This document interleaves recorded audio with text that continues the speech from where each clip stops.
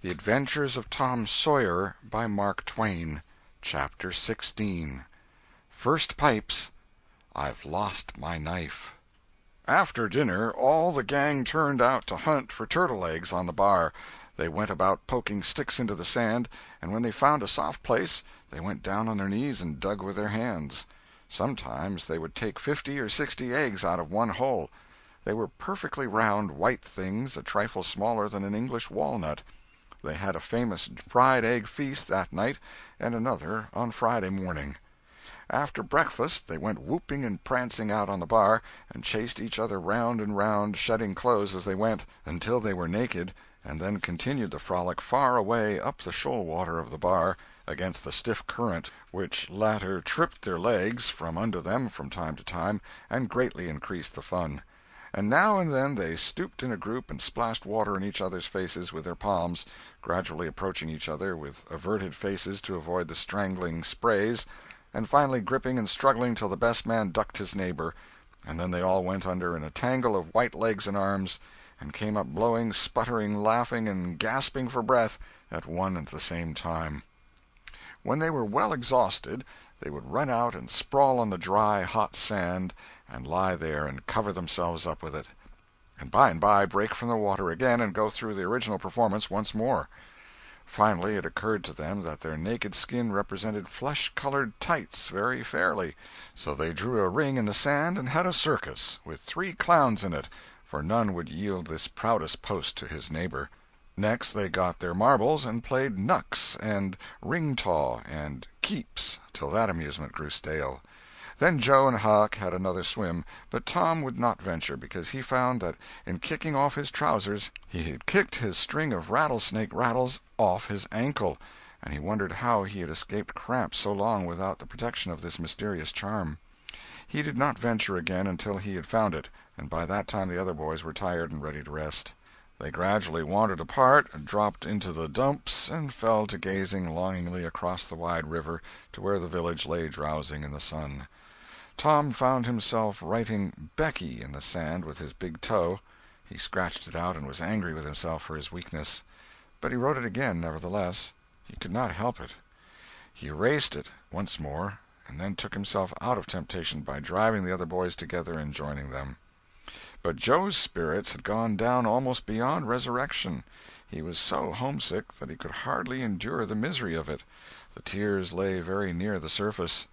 Huck was melancholy, too. Tom was downhearted, but tried hard not to show it. He had a secret which he was not ready to tell yet, but if this mutinous depression was not broken up soon, he would have to bring it out. He said, with a great show of cheerfulness, "I bet there's been pirates on this island before, boys. We'll explore it again. They've hid treasures here somewhere. How'd you feel to light on a rotten chest full of gold and silver, hey?" But it roused only a faint enthusiasm, which faded out with no reply. Tom tried 1 or 2 other seductions, but they failed, too. It was discouraging work. Joe sat poking up the sand with a stick and looking very gloomy. Finally he said, "Oh, boys, let's give it up. I want to go home. It's so lonesome." "Oh, no, Joe, you'll feel better by and by," said Tom. "Just think of the fishing that's here." "I don't care for fishing. I want to go home." "But, Joe, there ain't such another swimming place anywhere." "Swimming's no good. I don't seem to care for it, somehow, when there ain't anybody to say I shan't go in. I mean to go home." "Oh, shucks! Baby! You want to see your mother, I reckon." "Yes, I do want to see my mother, and you would too if you had one.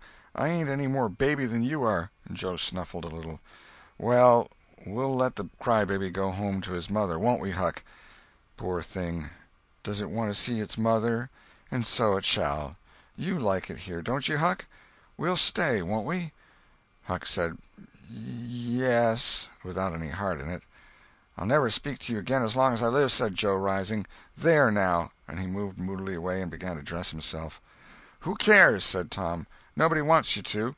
Go 'long home and get laughed at. Oh, you're a nice pirate. Huck and me ain't crybabies. We'll stay, won't we, Huck? Let him go if he wants to. I reckon we can get along without him, p'raps." But Tom was uneasy, nevertheless, and was alarmed to see Joe go sullenly on with his dressing. And then it was discomforting to see Huck eyeing Joe's preparations so wistfully and keeping up such an ominous silence.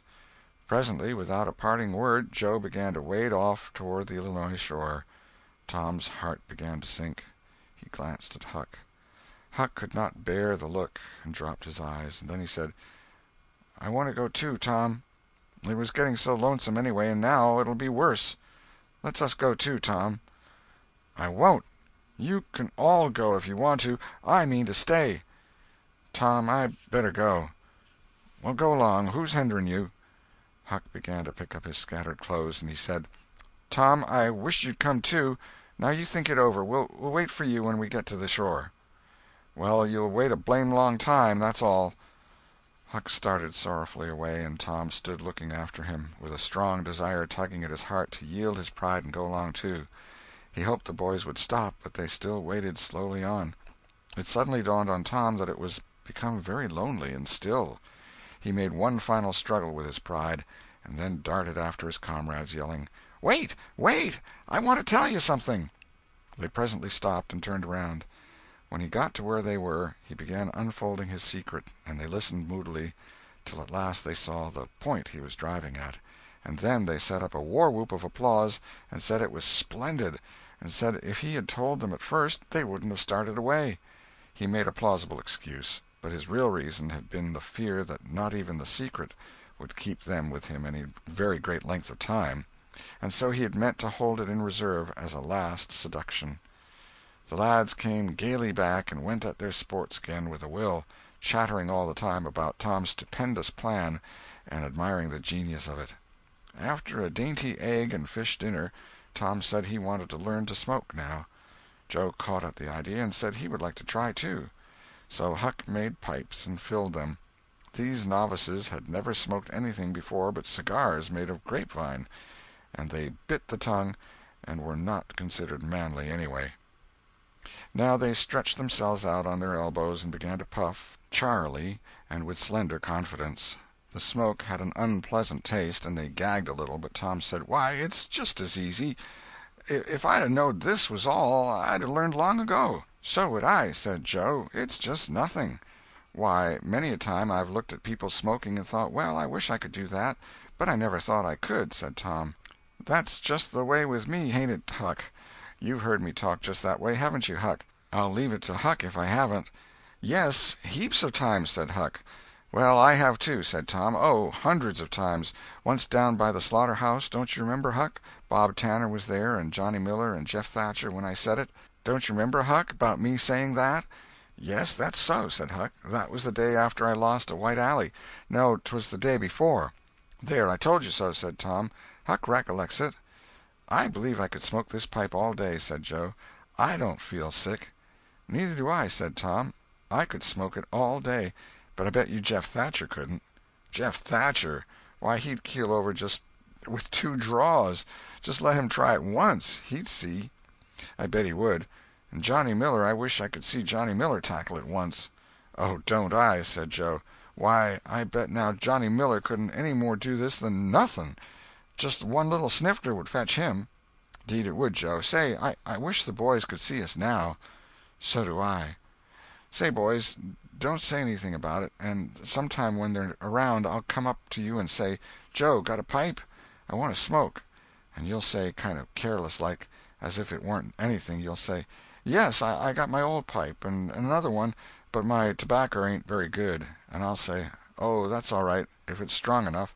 And then you'll out with the pipes, and we'll light up just as calm, and then just see 'em look. By jings, that'll be gay, Tom. I wish it was now." "So do I.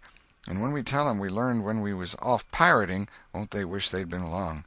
"Oh, I reckon not. I'll just bet they will." So the talk ran on, but presently it began to flag a trifle and grow disjointed. The silences widened, the expectoration marvelously increased.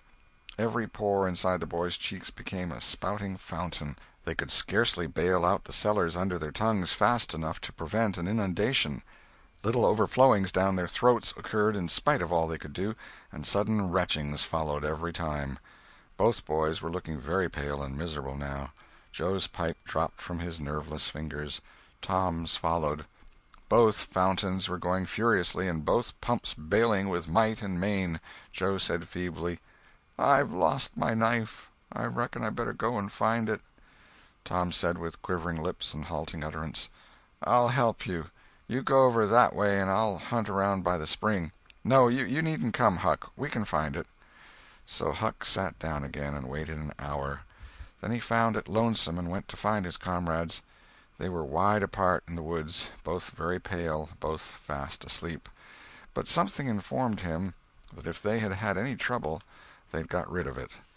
They were not talkative at supper that night. They had a humble look, and when Huck prepared his pipe after the meal and was going to prepare theirs, they said no, they were not feeling very well. Something they ate at dinner had disagreed with them. About midnight Joe awoke and called the boys. There was a brooding oppressiveness in the air that seemed to bode something. The boys huddled themselves together and sought the friendly companionship of the fire, though the dull, dead heat of the breathless atmosphere was stifling. They sat still, intent and waiting. The solemn hush continued. Beyond the light of the fire everything was swallowed up in the blackness of darkness. Presently there came a quivering glow that vaguely revealed the foliage for a moment and then vanished.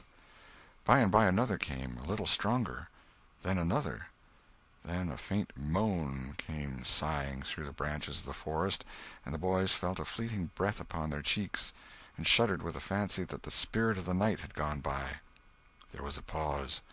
Now a weird flash turned night into day, and showed every little grass-blade, separate and distinct, and grew about their feet. And it showed 3 white startled faces, too. A deep peal of thunder went rolling and tumbling down the heavens, and lost itself in sullen rumblings in the distance.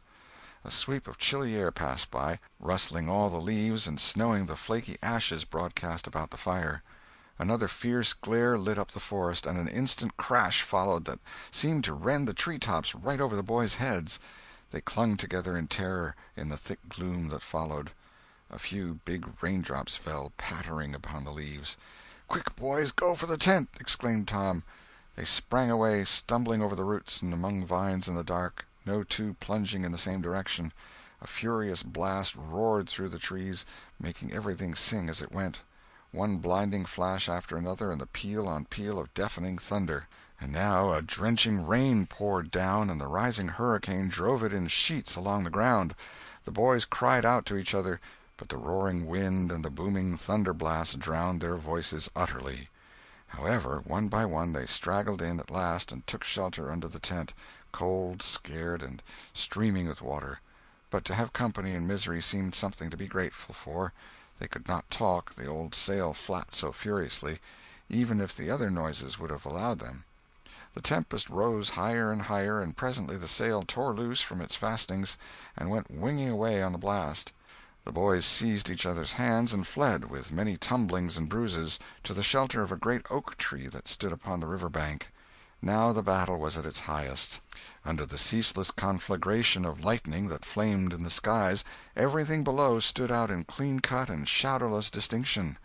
The bending trees, the billowy river, white with foam, the driving spray of spume flakes, the dim outlines of the high bluffs on the other side, glimpsed through the drifting cloud-rack and the slanting veil of rain. Every little while some giant tree yielded the fight and fell crashing through the younger growth, and the unflagging thunder peals came now in ear-splitting explosive bursts, keen and sharp and unspeakably appalling. The storm culminated in one matchless effort that seemed likely to tear the island to pieces, burn it up, drown it to the tree-tops, and blow it away, and deafen every creature in it all at once at the same moment. It was a wild night for homeless young heads to be out in. But at last the battle was done, and the forces retired with weaker and weaker threatenings and grumblings, and peace resumed her sway. The boys went back to camp, a good deal awed, but they found there was still something to be thankful for, because the great sycamore, the shelter of their beds, was a ruin now, blasted by the lightnings, and they were not under it when the catastrophe happened. Everything in camp was drenched, the campfire as well, for they were but heedless lads, like their generation, and had made no provision against rain. Here was matter for dismay, for they were soaked through and chilled. They were eloquent in their distress, but they presently discovered that the fire had eaten so far up under the great log it had been built against, where it curved upward and separated itself from the ground, that a handbreadth or so of it had escaped wetting. So they patiently wrought until, with shreds and bark gathered from under sides of sheltered logs, they coaxed the fire to burn again. Then they piled on great dead boughs till they had a roaring furnace, and were glad-hearted once more. They dried their boiled ham and had a feast, and after that they sat by the fire and expanded and glorified their midnight adventure until morning, for there was not a dry spot to sleep on anywhere around. As the sun began to steal in upon the boys, drowsiness came over them, and they went out on the sandbar and lay down to sleep. They got scorched out by and by, and drearily set about getting breakfast. After the meal they felt rusty and stiff-jointed and a little homesick once more. Tom saw the signs, and fell to cheering up the pirates as well as he could. But they cared nothing for marbles or circus or swimming or anything. He reminded them of the imposing secret and raised a ray of cheer. While it lasted he got them interested in a new device. This was to knock off being pirates for a while and be Indians for a change. They were attracted by this idea, so it was not long before they were stripped and striped from head to heel with black mud like so many zebras, all of them chiefs, of course, and then they went tearing through the woods to attack an English settlement. By and by they separated into 3 hostile tribes, and darted upon each other from ambush with dreadful war-whoops, and killed and scalped each other by thousands. It was a gory day. Consequently it was an extremely satisfactory one. They assembled in camp towards supper-time, hungry and happy. But now a difficulty arose. Hostile Indians could not break the bread of hospitality together without first making peace, and this was a simple impossibility without smoking a pipe of peace. There was no other process that they ever had heard of. 2 of the savages almost wished they had remained pirates. However, there was no other way. So, with such show of cheerfulness as they could muster, they called for the pipe, and took their whiff as it passed in due form. And behold, they were glad they had gone into savagery, for they had gained something. They found that they could now smoke a little without having to go and hunt for a lost knife. They did not get sick enough to be seriously uncomfortable. They were not likely to fool away this high promise for lack of effort. No, they practiced cautiously, after supper, with right fair success, and so they spent a jubilant evening. They were prouder and happier in their new acquirement than they would have been in the scalping and skinning of the 6 nations. We will leave them to smoke and chatter and brag, since we have no further use for them at present. End of chapter 16. Chapter 17. Pirates at their own funeral. But there was no hilarity in the little town that same tranquil Saturday afternoon. The Harpers and Aunt Polly's family were being put into mourning, with great grief and many tears. An unusual quiet possessed the village, although it was ordinarily quiet enough in all conscience. The villagers conducted their concerns with an absent mind, and talked little, but they sighed often. The Saturday holiday seemed a burden to the children. They had no heart in their sports, and gradually gave them up. In the afternoon Becky Thatcher found herself moping about the deserted schoolhouse yard, and feeling very melancholy, but she found nothing there to comfort her. She soliloquized, "Oh, if I only had a brass andiron knob again! But I haven't got anything now to remember him by," and she choked back a little sob. Presently she stopped and said to herself, "It was right here. Oh, if it was to do over again, I wouldn't say that. I wouldn't say it for the whole world. But he's gone now. I'll never, never, never see him any more." This thought broke her down, and she wandered away, with the tears rolling down her cheeks. Then quite a group of boys and girls, playmates of Tom's and Joe's, came by, and stood looking over the paling fence, and talking in reverent tones of how Tom did so-and-so the last time they saw him, and how Joe said this and that small trifle, pregnant with awful prophecy, as they could easily see now, and each speaker pointed out the exact spot where the lost lad stood at the time, and then added something like, "And I was a-standing just so, just as I am now, and as if you was him, I was as close as that, and he smiled just this way, and then something seemed to go all over me, like awful, you know, and I never thought what it meant Of course but I can see now." Then there was a dispute about who saw the dead boys last in life, and many claimed that dismal distinction, and offered evidences, more or less tampered with by the witness; and when it was ultimately decided who did see the departed last, and exchanged the last words with them, the lucky parties took upon themselves a sort of sacred importance, and were gaped at and envied by all the rest. One poor chap, who had no other grandeur to offer, said, with tolerably manifest pride in the remembrance, "Well, Tom Sawyer he licked me once." But that bid for glory was a failure. Most of the boys could say that, and so that cheapened the distinction too much. The group loitered away, still recalling memories of the lost heroes in awed voices. When the Sunday school hour was finished the next morning, the bell began to toll instead of ringing in the usual way. It was a very still Sabbath, and the mournful sound seemed in keeping with the musing hush that lay upon nature. The villagers began to gather, loitering a moment in the vestibule to converse in whispers about the sad event. But there was no whispering in the house, only the funereal rustling of dresses as the women gathered to their seats disturbed the silence there. None could remember when the little church had been so full before. There was finally a waiting pause, an expectant dumbness, and then Aunt Polly entered, followed by Sid and Mary, and they by the Harper family, all in deep black, and the whole congregation, the old minister as well, rose reverently and stood until the mourners were seated in the front pew. There was another communing silence, broken at intervals by muffled sobs, and then the minister spread his hands abroad and prayed. A moving hymn was sung, and the text followed, "I am the resurrection and the life."